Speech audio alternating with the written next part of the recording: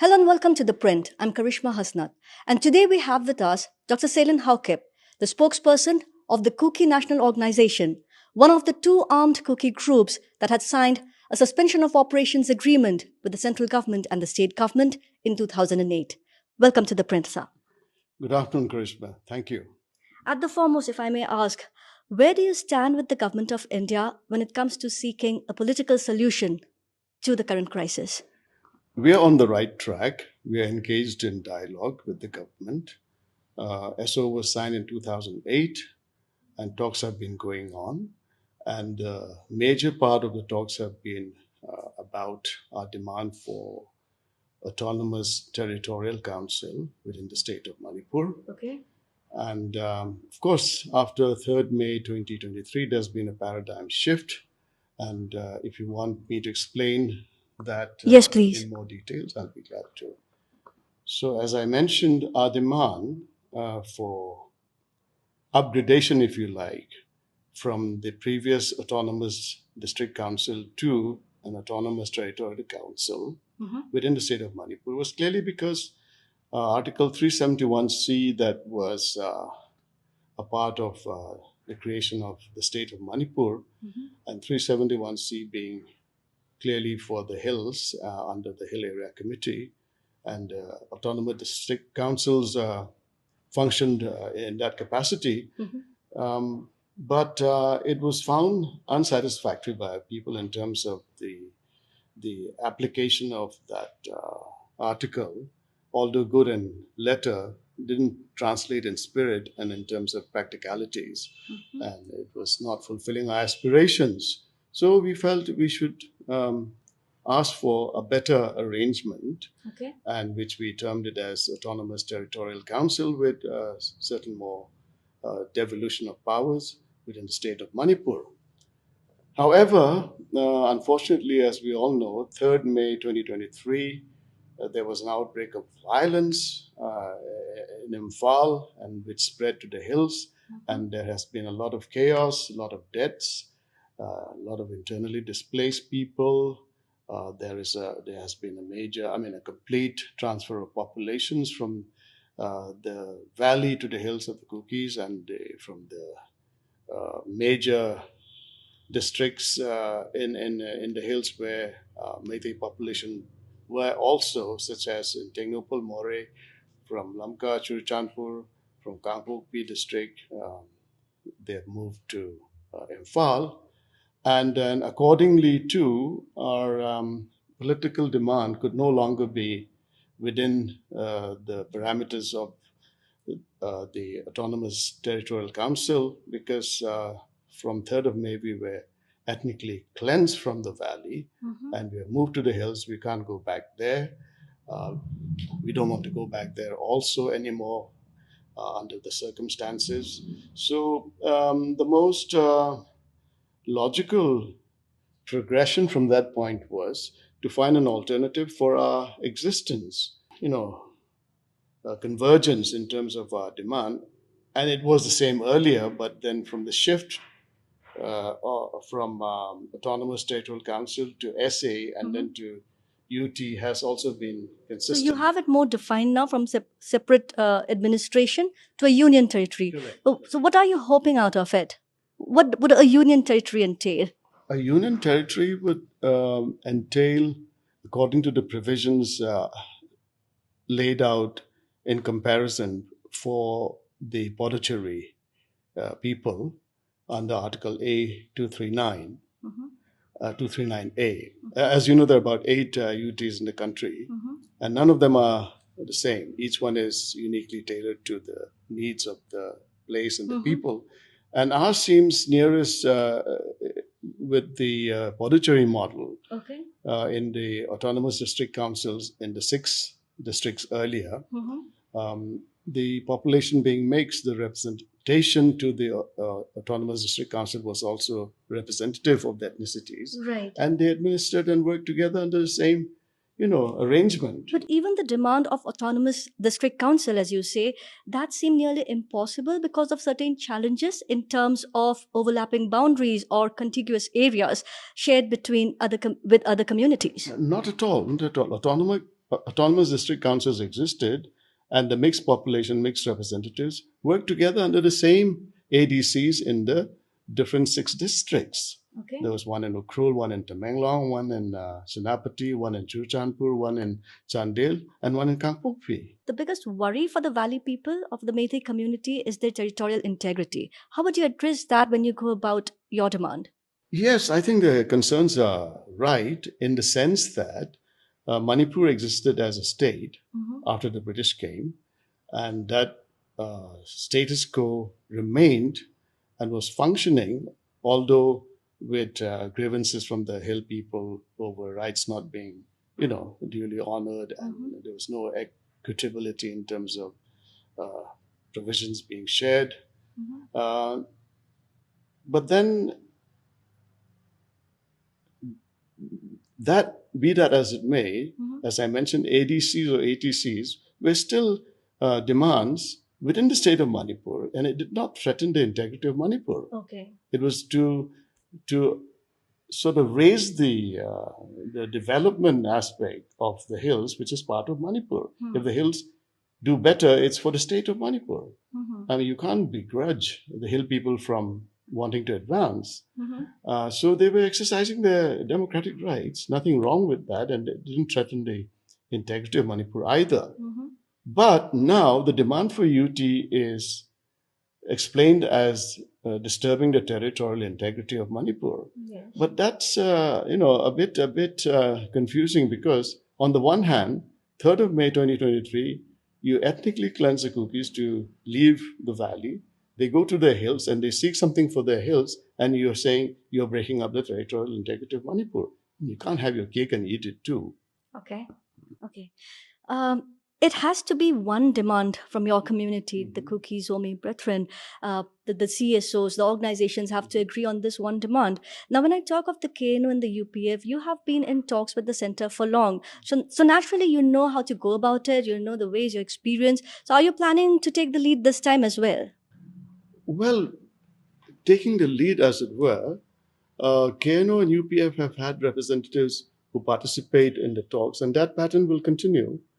It's to resume now with the new dispensation in Delhi, and that we expect will happen after the parliamentary session.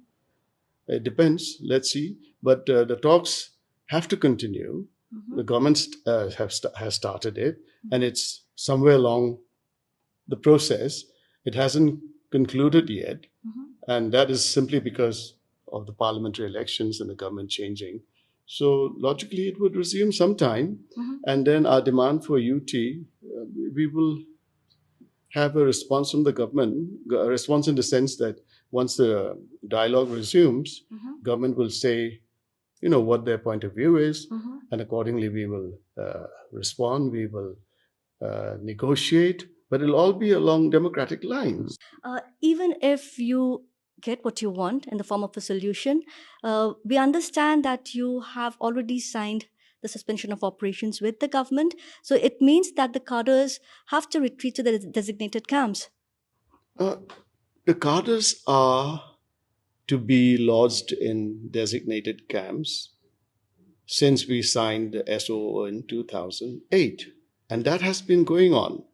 It's just that the cadres practically cannot remain in the camps all the time for 2 reasons. I'll cite 2 reasons. One is the camps were constructed in 2008, and the cadres moved in, and the government gives a stipend for the cadres, which is used to maintain their needs, the rations, etc. Now, things went fine from 2008 till about 8, 9, 10, 11 even. But thereafter, you see, for example, the state, which is responsible for disbursing the stipend, often delayed it. The technicality of that is the center provides the funds, but the process is the state pays and the center reimburses the stipend money that the state disburses. Now, there are lapses in the payment, sometimes for a year, sometimes even longer. And when you don't sustain that, the cadres cannot survive in the camps. They need at least 2 square meals a day. If you want to sustain cadres staying in camps, then the provisions, the infrastructure which the government is committed to must also be in place, which is not happening. Camps are not repaired despite numerous appeals. And currently, the government has not paid the cadres their stipend for about 15, 16 months. All right. So when we talk about the SU groups and also the non-SU groups, I believe all have come united for a cause now. The common cause now is to defend ourselves from aggression. Mm-hmm. In that respect, there's no division in terms of the people, but in terms of activities, SO groups cannot participate in this current, you know, situation happening between the valley people and the hill people. Mm-hmm. And there needn't be also, except, I mean, there are volunteers, of course, but the center has provided CAPF in abundance. I mean, where in the country have you seen so many CAPF being airdropped, literally, although they land in Imphal airport, being deployed for a crisis within the country? Right. So, there are also allegations of extortion being on the rise. How do you address that? extortion on the rise, meaning cadres have to feed themselves, government is not giving them their stipend. What are they going to survive on? And if they ask people for money, you can call that extortion, or you can say asking people to feed you because the government is not. Now, But doesn't it also indicate that they might become a threat to the society tomorrow? well, that's universal, isn't it? Anywhere. Why did the French Revolution take place? Mm-hmm. When they were deprived of their basic needs by the monarchy, you know what happened. And similarly, it could happen in this situation also, and it is happening, and it is being called violations of ground rules or a law and order issue. Mm-hmm. So these are general, universal issues. You can't consider it an isolated, unique case in respect to cookies. Right. Biren Singh has been the chief minister since the past 7 years. And in his capacity, he has taken certain measures, rolled out schemes, including Go to Hills, war on drugs, his action against illegal immigrants. Maybe his approach would not be appreciated, but you supported these initiatives earlier. Yes, for instance, in the case of refugees, the tribal minister led Pau from Technopal More, he was part of the government scheme. He went there, he exercised, and implemented what the government's plans were. But then things became abnormal, as you know. Violence broke out, and things have not moved on smoothly. Mm-hmm. That doesn't mean that we are not cooperative. I mean, our issues in Imphal, I shouldn't say despite, yes, there was the rally in the hills, the peaceful rally, protest against the ST demand, etc. It was democratically exercised. Natives had the same right to counter the protests in a peaceful manner too, but it became violent. And although that protest led by Atsum, all Manipur tribal students thing, why were the cookies being singled out? This happened in all the hill district. And an incident sparked in Churchandpur. Why were cookies singled out in the valley? Do you think the use of weapons created a fear psychosis among the people in the valley? Oh, weapons are not new. SO, for example, have weapons. They're in designated camps. And there are also non-SU groups who, in that situation of mob activity, some might have brandished AKs or something, but they didn't go and shoot anybody. They didn't go and shoot at the security forces. So, I mean, you can't see that video clip and then use that as an exercise, an excuse to ethnically cleanse people in Manipur, in Imphal. Where's the justification? When we talk of the Armed Forces Special Powers Act or the AFSPA, in Manipur, it remains imposed in the hill areas, but not in places in the jurisdiction of the valley areas. What do you have to say about that? Yes, that's quite enigmatic actually. It befuddles me quite a bit. Because in the hills, ever since suspension of operations was signed, earlier in 2005 between the Indian Army and SO groups, the immediate impact of that was peace in the hills. But the state government did not uh, agree to be a part of that. And it was essentially between the army and the SO groups. So the state was not obligated to abide by that. However, within 3 years, in 2008, the suspension of operations agreement signed became tripartite. Mm-hmm. Government of India, state government of Manipur, and the SO groups. Ever since then, the dividends of SO in terms of peace in the hills is palpable.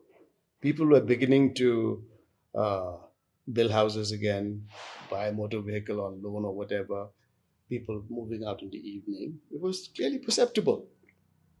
Then, after some years, as recent as about 4 or 5 years only now, Mm-hmm. Armed Forces Special Powers Act was lifted in the valley and left in the hills where SO was doing so well. So we began to wonder what is going on, Mm-hmm. what is being planned underneath. We became Okay. suspicious. And today, as you know, the VBIGs, okay, the Bombay UNLF group have signed an agreement with the government. Mm-hmm. But in terms of the disturbance, where is it more? In the valley or in the hills? Mm-hmm. I mean, in the hills, as I said, SO was doing well. Peace dividends were very clear. Now, why do you leave the act Mm-hmm. in the hills but take it away from the valley where there's no SOO with the VBIGs? When we talk of, let's talk about the neighboring country Myanmar and the Right. political instability in there. Has it in anyhow impacted your cause or the situation here? Yes, it has adversely. For example, you have refugees coming in from Myanmar because they're being persecuted by the army there, Mm-hmm. and they are being termed as illegal immigrants.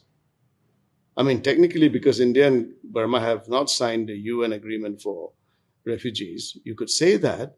But then India has also exercised its human rights, um, sort of position in other cases, whether it's Afghanistan or from other areas. Mm-hmm. And likewise, Mizoram is doing the same, and Manipur should do the same. Right. I mean, in terms of providing humanitarian assistance.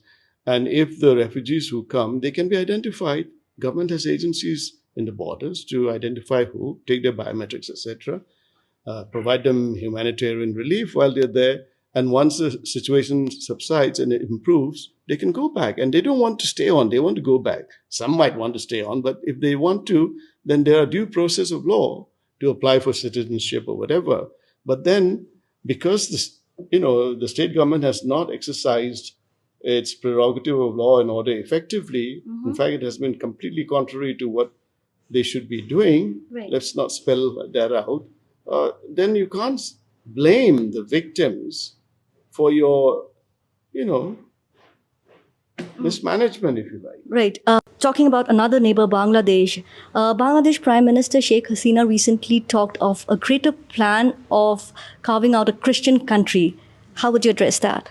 Well, I think that's stretching the imagination, really. I can't see the United States of America coming and creating a Christian country out of Myanmar and Chittagong Hill Tracts and northeast India. Mm-hmm. If they were looking for an army base, they've done it in other places. They'll follow, the right agencies, Right. the ministries involved in Delhi. They'll do that. Why would they be surreptitious about that? You already spoke about death, destruction, about people getting displaced. Here on, can we expect the situation to remain peaceful until we reach a logical solution? We are clearly for peace, and that's why we have engaged in dialogue with the government. We are exercising our democratic rights, asking for our constitutional safeguards. Now, if the people in the valley who ethnically cleansed us desist from, persisting in that manner, peace is already there.